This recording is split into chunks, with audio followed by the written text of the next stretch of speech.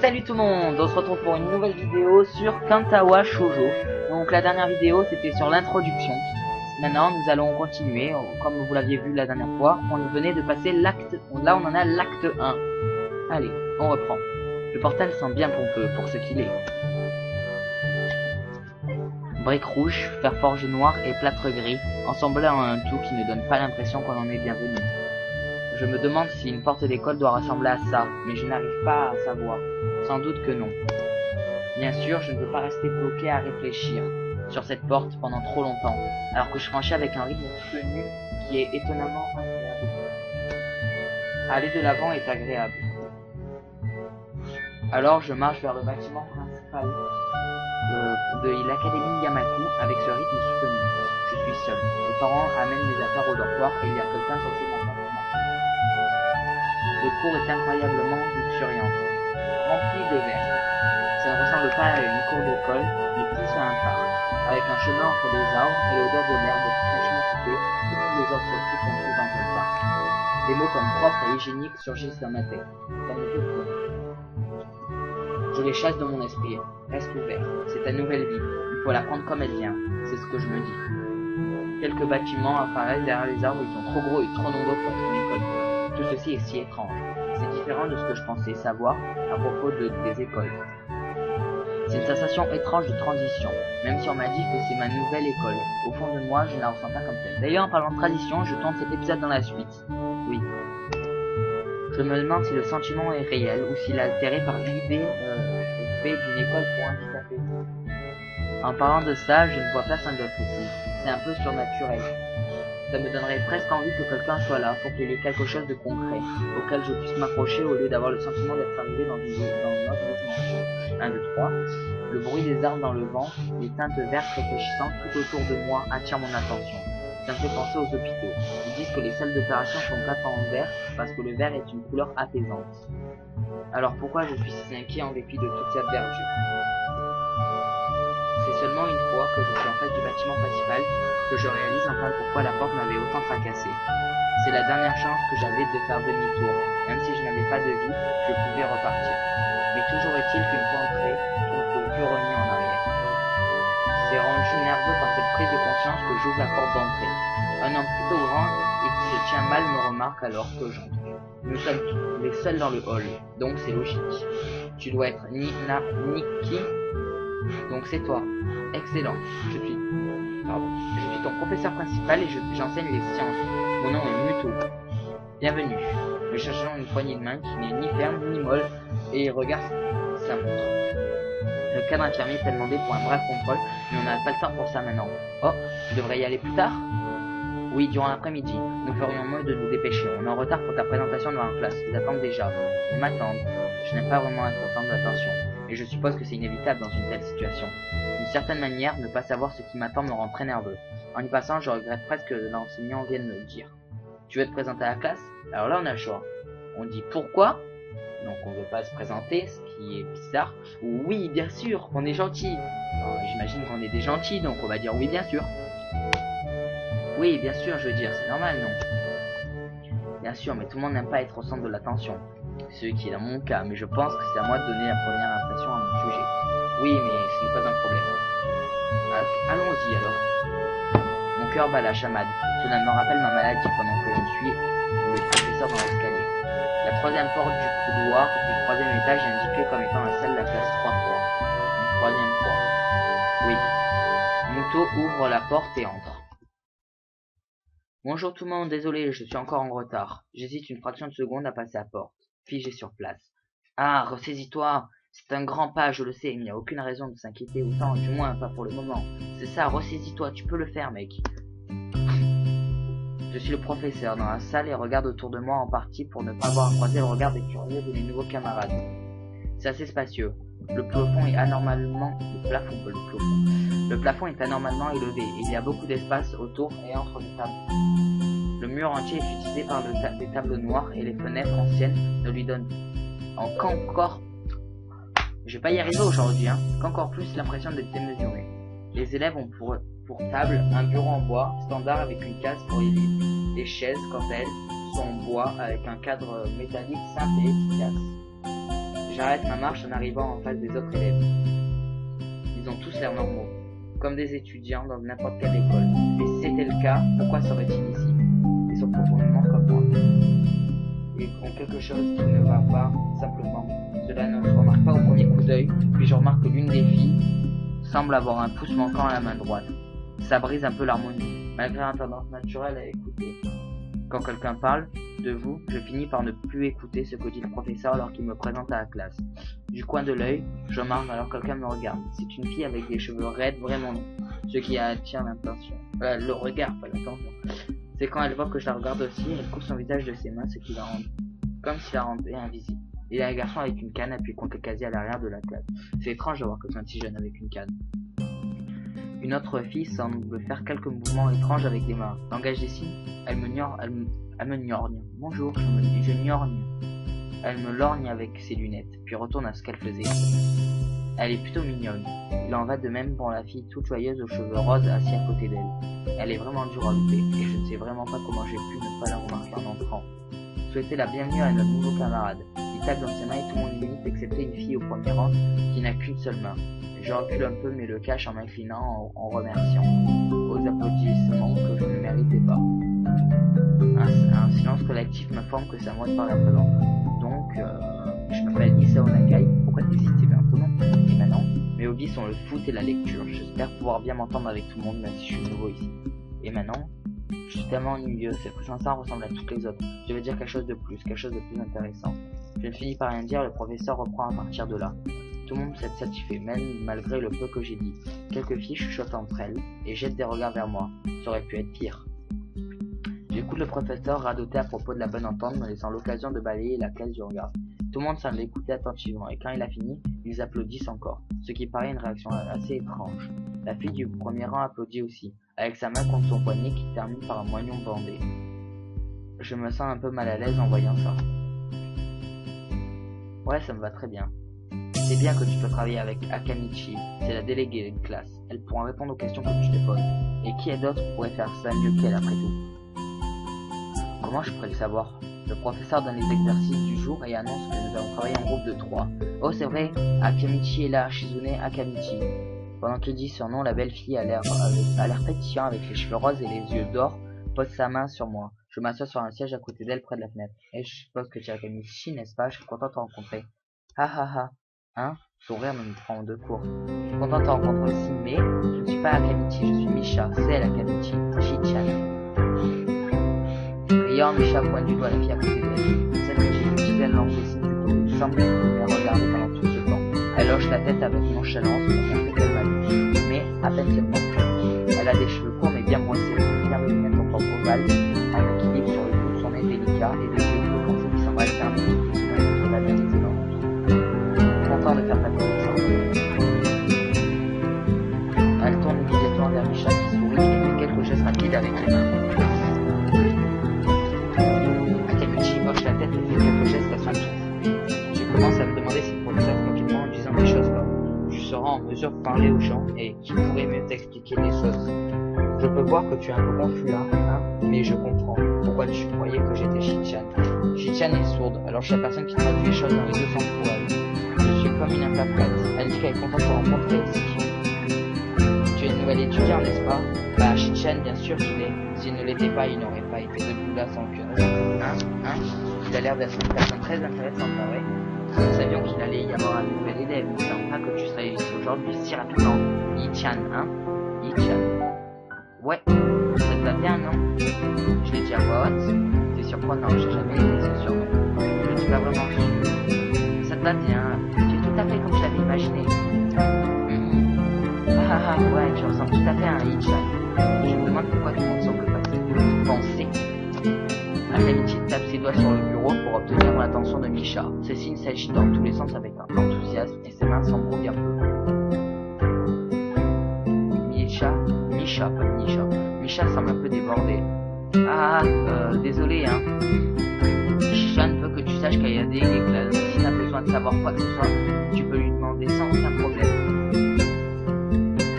Tu te plais dans l'école jusqu'à présent? On peut te faire visiter un peu si tu n'as pas eu le temps de te promener et de te familiariser avec tout ça. Misha trébuche un peu sur un mot compliqué, ça enjambe tout le même pour que sa traduction en français plus vite. Merci, ce serait plutôt utile, mais je suis venu directement en classe aujourd'hui. Ah ah ah, c'est drôle ça. C'est pas bien, tu devrais toujours te renseigner le plus possible sur l'endroit où tu vas avant d'y être, et pas seulement avec l'école d'ailleurs. Ah bon? Toujours, même si c'est une sortie à super être. Hein, Shichan? Ah ah ah ah. Se renseigner au sujet de l'endroit où on va.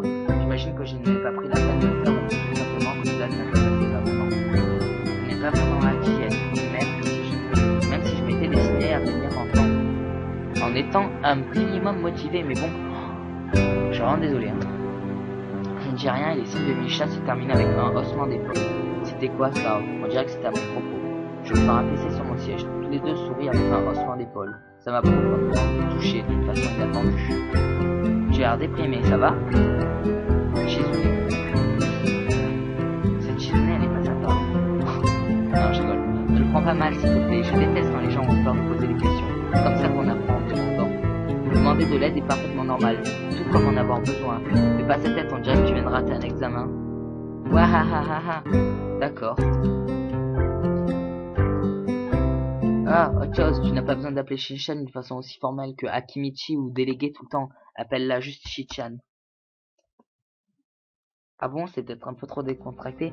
Peut-être que Shizune serait plus approprié. Yep, Shizune c'est bien. D'accord, ce serait beaucoup plus facile pour moi. Je me sens plus mal à l'aise. Elles sont vraiment amicales toutes les deux. Je me sens un peu idiot de m'être autant inquiété plus tôt. Surtout pour Shizune que je croyais plutôt sérieuse. En fait, elle a toujours l'air sérieuse, juste un peu moins que ce que je pensais. Hein? Ah oui, on n'a même pas touché l'exercice, on recommence à travailler maintenant. Sinon, Shichan va se fâcher. Il est plutôt long, je sais pas si on aura fini avant la fin du cours. Oui, je l'ai sauté sans le faire exprès, mais je sais ce qu'elle dit. Waouh, ça aussi. Shizune, une foutille. Celui qui connaît ce mot est fort. Fusille tous les deux du regard impatiente. Je n'ai pas besoin de connaître le langage des signes pour comprendre. Ok, j'ai compris le message. Après les cours, on peut se promener dans le parc ensemble, il fait bon aujourd'hui, hein. Le devoir est un vrai challenge, réussissant l'exploit être à la fois difficile et inutilement long. Toutefois, nous le finissons quelques minutes avant tout le monde, en dépit du fait que nous avons commencé tardivement. Shizune et Misha sont vraiment douées. Cependant, elles sont vraiment différentes. La classe est aussi calme et professionnelle qu'elle en a l'air, tandis que Misha est beaucoup plus joueuse et enfantine, sans compter le fait qu'elle est facilement distraite. Pour être honnête, ce sont elles qui ont fait la plupart du travail, je me sens un peu coupable. Les cloches sonnent, signalant la fin du cours et l'heure du déjeuner. Sans savoir ce que je suis censé faire, je suis Misha, qui me fait signe dans le couloir et descend les escaliers. Nous descendons jusqu'au rez-de-chaussée, en dessous du hall où j'ai rencontré Mito. C'est un nom bizarre quand même, c'est prof. Comme tout le reste dans cette école, la cafétéria semble trop spacieuse et grandement moderne, ce qui contraste la façon. J'arrive à me tromper entre la façade et la façon. Je ne vais pas bien. Le contraste avec la façade classique. Ces grandes fenêtres s'interrogent sur la tour et la porte principale. C'est la cafétéria. Ça déclare un truc sur le plan de l'enthousiasme, ça n'est pas évident, mais que les gens la liste est venue est assez longue. Ce que je trouve bien jusqu'à présent, c'est que beaucoup d'entre eux sont là pour les élèves dans toutes les professions. Quand médecine, cela me donne pas faire que d'être de retour à l'hôpital et manger des portions mesurées avec des scientifiques pour répondre à besoin des patients. Je prends quelque chose au hasard en dessus Shizune à une table et m'assois en face d'elle. Vraiment, je grignote très différemment la nourriture que je ne peux pas manger. Misha me tapote de moitié en position et prend Shizune du doigt. Je ne comprends pas les signes, alors on a raison Misha. Peut-être que qu'on parle et qu'on a des folies. Tu veux savoir quelque chose? Hein? À propos de n'importe quoi, nous sommes tes guides, alors pose-nous tes questions. Je me demande. Alors, qu'est-ce qu'on peut demander? Je pense que je sais tout ce que je veux savoir. Poser des questions sur le Shizune ou des bibliothèques? On va demander à la bibliothèque. Il paraît qu'on aime lire, pourtant on fait jusqu'au bout. Oh, oui, il y a une bibliothèque dans l'école, dernièrement je lis beaucoup de livres, j'aimerais voir ceux qui sont ici. Misha fait le genre de froncement de sourcils qui indique clairement qu'elle ne conserve pas la lecture comme un loisir, c'est ça. Puis reprend son souvenir de... Il y en a une, elle est au 2e étage, on va te la montrer plus tard. Merci. Je retourne à mon repas tandis que les filles continuent de parler. Misha et Shizune font des signes dans tous les sens, en jetant des regards dans ma direction, et Misha s'abstient de traduire. Peut-être qu'elle parle de trucs de filles ou quelque chose du genre. Je remarque rapidement qu'une conversation en langage des signes n'est pas suffisante pour compréhension. Nous arrivons dans la salle de classe, mais nous ne sommes pas les premiers. La fille aux cheveux noirs que j'avais remarqué plus tôt est affichée sur son bureau repères courants. Elle sourit quand Micha arrive dans la classe avec l'élégance d'un rhinocéros. Elle sourit encore plus dans son siège. Je peux sentir sa tension jusqu'ici, comme si elle se transformait lentement en pierre à cause de notre présence. Micha et Chibounet ne s'en occupent pas. Elle marche directement vers leur chaise et commence à écouter. Je continue à m'inquiéter à son sujet, même lorsque la salle se remplit doucement avec les autres étudiants, et finalement le professeur. Entrer dans le rythme scolaire est étrange. C'est comme si mon cerveau faisait le même fonctionnement, mais pas mon corps. Vers la fin du cours, je commence à bailler et compter les minutes restantes. Oh là, c'est quoi cette montée de son? Baissez. Je ne pourrais pas être aussi fatigué dès mon premier jour d'école.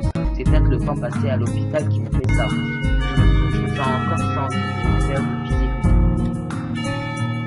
Après un long moment, la cloche finale sonne. L'école est enfin terminée pour la journée. Près de moi, Micha et Chibounet ont une courte conversation. Après délibération, Micha se tourne vers moi. Malheureusement, on ne peut pas rester et faire visiter longtemps aujourd'hui. Ishan, on doit se dépêcher d'ailleurs, il y a beaucoup de travail qui nous attend. Tu vas trouver tes aides, j'en suis sûr. Ah, attends, le professeur a dit que je devais aller voir l'infirmier. Où est-ce que je dois aller? Ah bon? On peut te montrer le chemin si c'est juste ça. Tiens, les infirmiers ont leur propre bâtiment, donc on doit passer par l'extérieur. Nous sommes mêlés aux étudiants sortant de sa classe.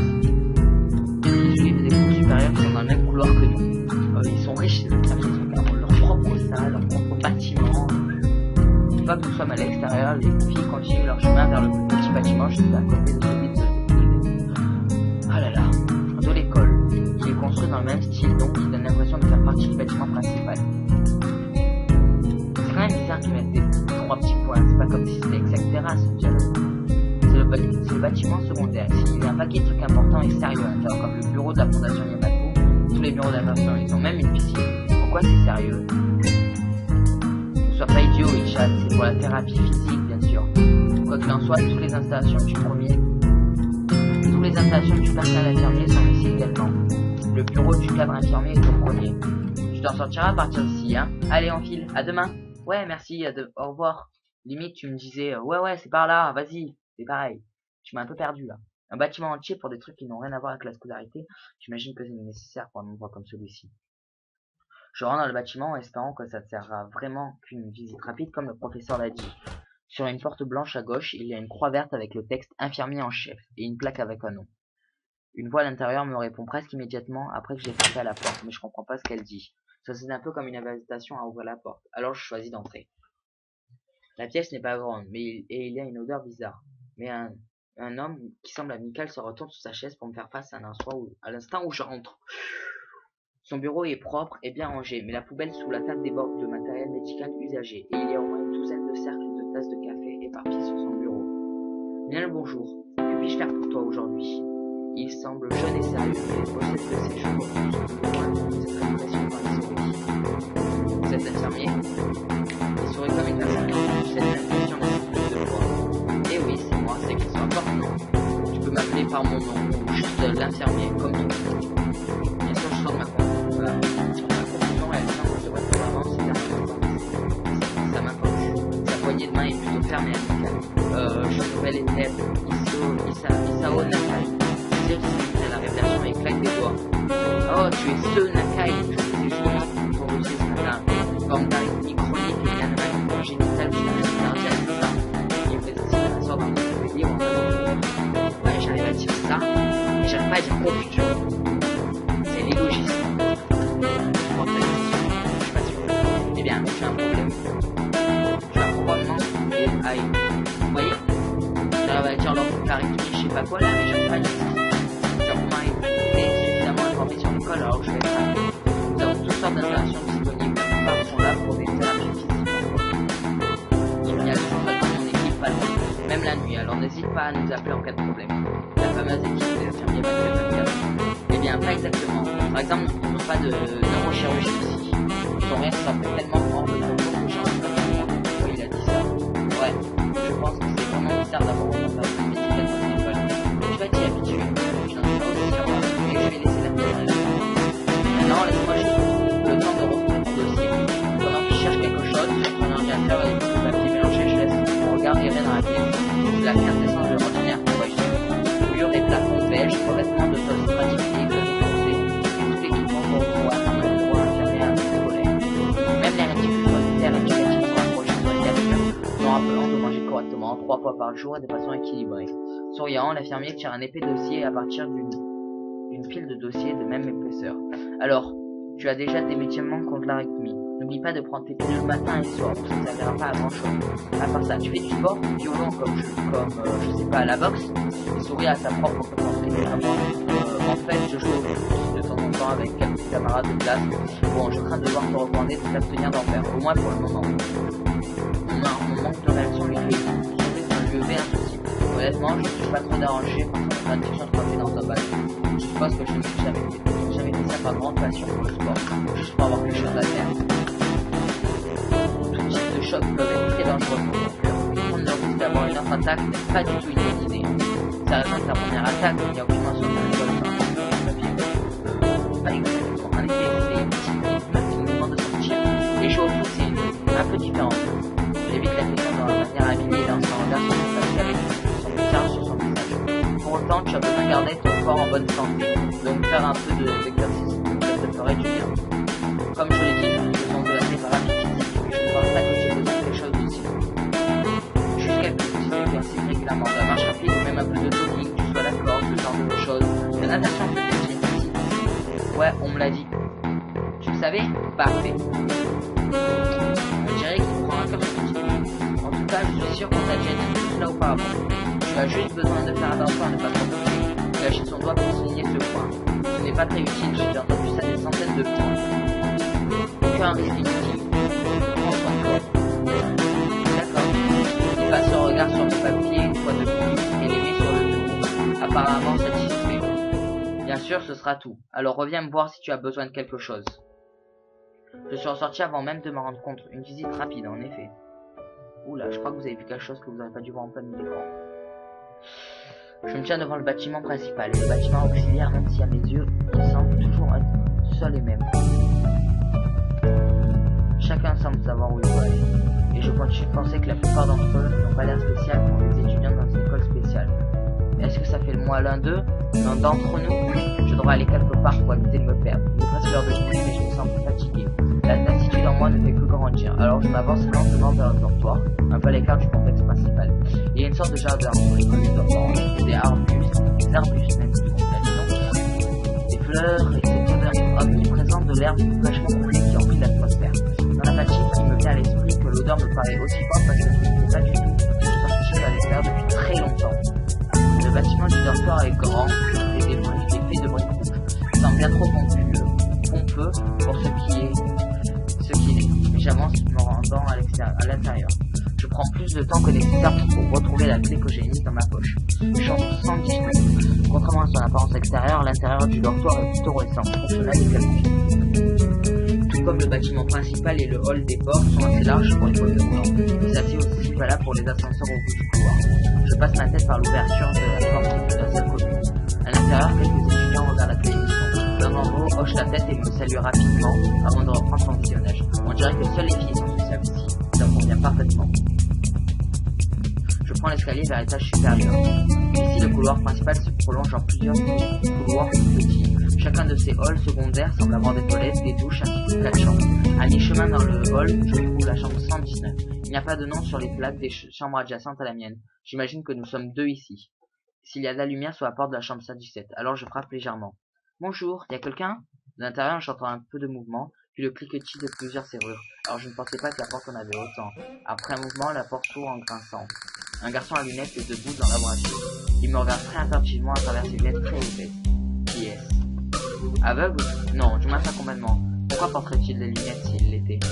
Il se penche près de moi jusqu'à ce que son nez touche presque... Jusqu'à ce que nos nez se touchent presque. Son haleine plus light. Hein? Va te brosser les dents, mec. Isao Nakai.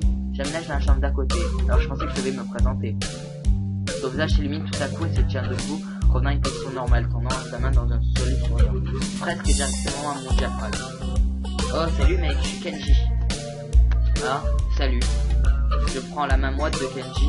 Il a l'air toujours un peu ébranlé par la brusque changement d'attitude et son salut véhément. Il y a quelques personnes louches entrant et sortant de ta chambre tout à l'heure. C'est probablement mes parents. Tes parents? C'est sûr, tu aurais pu avoir d'autres personnes aussi. Tu ne peux pas juger un livre à sa couverture. Ton proverbe est mal placé et laisse maladroitement en suspens, alors que d'entre nous, j'essaie de trouver une autre façon de dire. Je dirais que les chances sont assez élevées.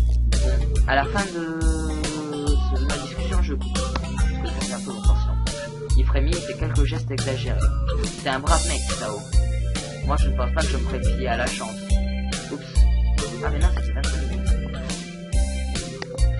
Je pense pas que je ferais me plier à la chance. La seule en qui j'ai confiance, c'est moi. Ça veut dire que je ne devrais pas te faire confiance non plus. Il réfléchit à ce sujet pendant un certain temps. Une sage décision. Mince, tu es plus intelligent que tu ne le parais. Probablement. De quoi t'as l'air? Ben intelligent, j'espère. Il pique des yeux sur le planche très près de moi, mais je me planche en arrière pour l'esquiver. Tant pis, c'est pas grave. Après ça, il tourne, tâtonne un moment à la recherche de la poignée de porte et ferme la porte derrière lui. Je glisse la clé dans la serrure de la chambre 119. Sombre, mur beige, drap blanc, un bureau fait de bois léger, des rideaux laids. Ce n'est pas la chambre de personne, elle est impersonnelle, comme ma chambre d'hôpital. Mes valises sont posées au pied du lit et semblent plus vides qu'elles ne l'étaient ce matin. L'armoire est encore ouverte, remplie de mes vêtements. Derrière il semble qu'il y a un certain nombre d'uniformes scolaires vendus là aussi. Une note est épinglée sur la poche de l'une de mes chemises. Salut Ichan, nous avons déballé tes affaires et fait ton lit. Ils nous ont dit que celles-ci ne vont pas, alors tu devras aller à l'accueil demain. Si tu as le moindre problème, tu peux toujours nous appeler. Bisous, maman et papa. Bah au moins je n'ai pas à m'inquiéter à propos du déballage. J'aurais limite espéré devoir le faire moi-même, au moins ça m'aurait occupé. Il était encore trop tôt. Je pose la note sur le bureau et m'allonge sur le lit me sentant vide. Être allongé ici me donne envie de lire quelque chose, mais je n'ai rien avec moi. Je me demande si l'hôpital m'a conditionné pour me donner envie de lire dès que je n'ai rien à faire. Peut-être que c'est le stress ou un truc du genre. J'étais vraiment nerveux avant de venir, ainsi que toute la journée. Je le suis encore, je crois. Merde, j'ai besoin de me distraire d'une manière ou d'une autre. Ce ne sera pas aussi anormal tout le temps.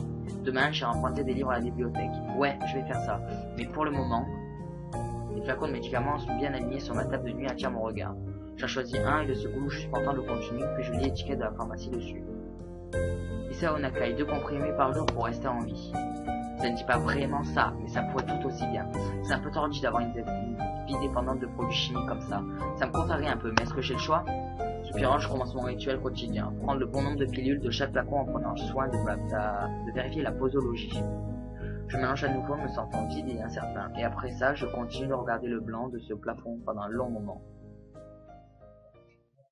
Il me semble pas plus familier après avoir la nuit tombée. Et dès que l'ombre s'étire à travers ma chambre comme des doigts, les draps me semblent un peu confortables et chaleureux, et sont comme un nid contre le froid ambiant. Bientôt l'ombre ténébreuse du plafond lui donne le même aspect que tous les plafonds ont la nuit, et il devient la seule chose que je reconnais encore. La nuit me fait signe de dormir, et je sens la froideur de l'inconnu, et la peur rampant le long de ma colonne vertébrale une fois de plus. Je continue de dériver, loin du monde que j'ai connu. Bon bah les gens, on va se laisser là, après beaucoup de temps, parce que ça fait déjà 25 minutes à peu près, enfin 26 je crois. Oui, à peu près, voilà. Bon ben allez tout le monde, et à bientôt pour une nouvelle vidéo sur Japan Gaming.